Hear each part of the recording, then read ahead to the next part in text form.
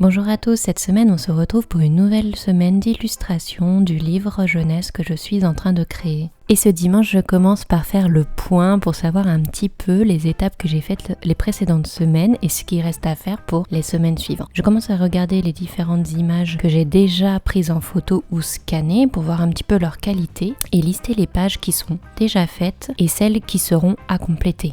Une fois que je sais les pages qui ont toutes les illustrations, je note tous les croquis qui me manquent pour pouvoir compléter les pages qui ne sont toujours pas dessinées. Cette semaine, je me fixe pour la première fois un objectif, c'est-à-dire qu'il faut que je reprenne en photo certaines images avec une belle luminosité. Il faut aussi que je dessine environ 9 croquis et que je puisse les peindre, ce serait mieux cette semaine. Et aussi, je souhaiterais mettre en page 3 doubles pages avec les illustrations que j'ai déjà peintes et prises en photo. Je continue sur ma lancée maintenant que j'ai les idées claires. Je commence à créer la première double page que j'ai peinte la semaine dernière, je vous mettrai le lien en description, qui représente des tentacules qui attaquent un bateau.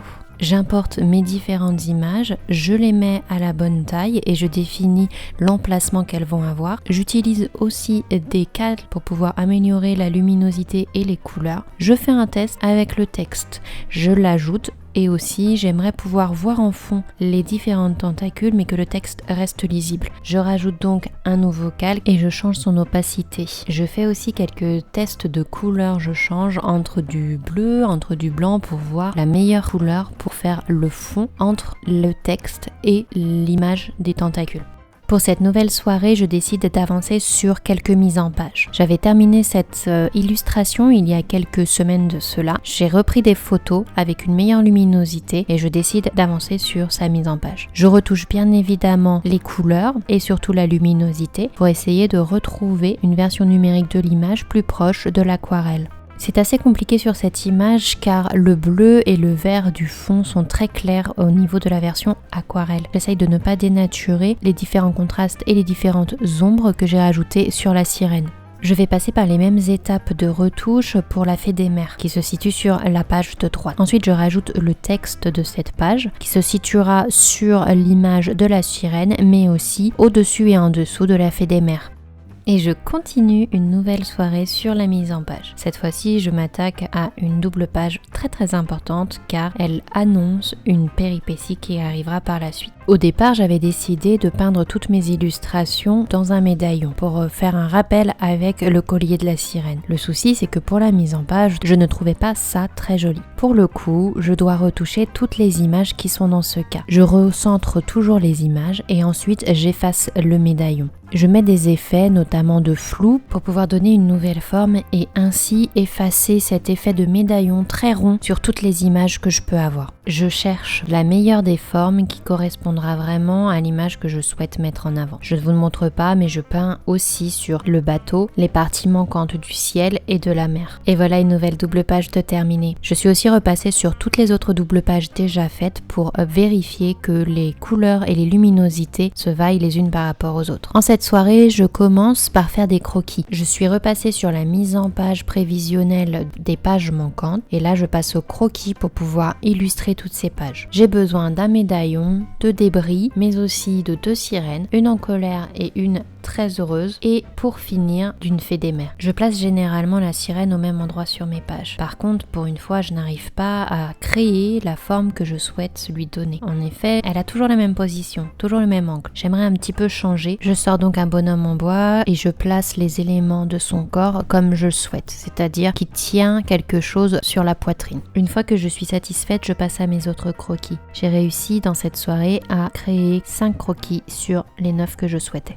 Pour cette nouvelle journée, je souhaite pouvoir peindre différents croquis que j'ai déjà illustrés. Je m'attaque au départ au médaillon. Ce médaillon est normalement lancé, c'est pour ça que le collier flotte dans l'eau. Ensuite, j'ai besoin aussi de créer quelques débris du bateau suite à l'attaque du kraken que je vous montrais en début de cette vidéo. Je m'attaque ensuite aux 2 sirènes. Je vous le mettrai en parallèle comment j'ai pu créer, c'est-à-dire que j'ai commencé la couleur de peau de l'une, puis fait la même couleur pour l'autre. Je me me suis attaquée aux différents cheveux avec la base et j'ai ajouté ensuite les ombres et ensuite j'ai fait les différents détails, notamment avec le Posca blanc et le feutre Faber-Castell noir. La dernière peinture dont j'ai besoin, c'est la Fée des Mers. Je l'ai peinte vis-à-vis des différentes versions que j'ai déjà faites. Aujourd'hui, je vais plutôt me concentrer sur une seule peinture, celle de la sirène qui plonge dans l'eau. Je voulais peindre cette illustration sur des feuilles à 100% coton car je commence vraiment à apprécier cette texture. C'est vraiment différent de peindre sur ce genre de papier. Ce papier étant plus cher, je préfère peindre des illustrations qui ont plus d'impact et que je souhaite aussi pouvoir encadrer si je le veux. Je commence par peindre d'abord le ciel, puis ensuite la mer, avec toujours les mêmes couleurs par rapport aux autres illustrations. Je m'attaque ensuite à la base de la queue de la sirène en faisant un dégradé pour pouvoir voir l'ombre et la lumière. Je commence aussi quelques détails, c'est-à-dire que j'ai besoin que la queue de la sirène puisse avoir beaucoup de texture et voir les différentes nageoires comme sur les illustrations précédentes. J'utilise beaucoup de couleurs différentes, une jaune, 2 oranges et aussi le noir pour pouvoir créer un effet de texture avec plusieurs effets au niveau de la lumière. La dernière sorte de détail que j'ajoute aussi, c'est les reflets blancs de la lumière directement sur la queue de la sirène pour donner aussi quelques touches très légères de highlight blanche et mettre en avant ses nageoires. Le mouvement est aussi très important dans cette image. J'ai pris du temps pour réfléchir à comment le mettre en avant vis-à-vis de l'eau. La sirène est en train de plonger. Il y a donc les pertis d'eau qui vont gicler au niveau du ciel. Pour pouvoir donner une impression de mouvement, je rajoute aussi quelques détails avec de l'eau et les traits blancs qui suivront le mouvement de la sirène. Allez, je vous laisse pour cette semaine. Je vais faire encore quelques croquis. On se retrouve la semaine prochaine pour continuer cette aventure.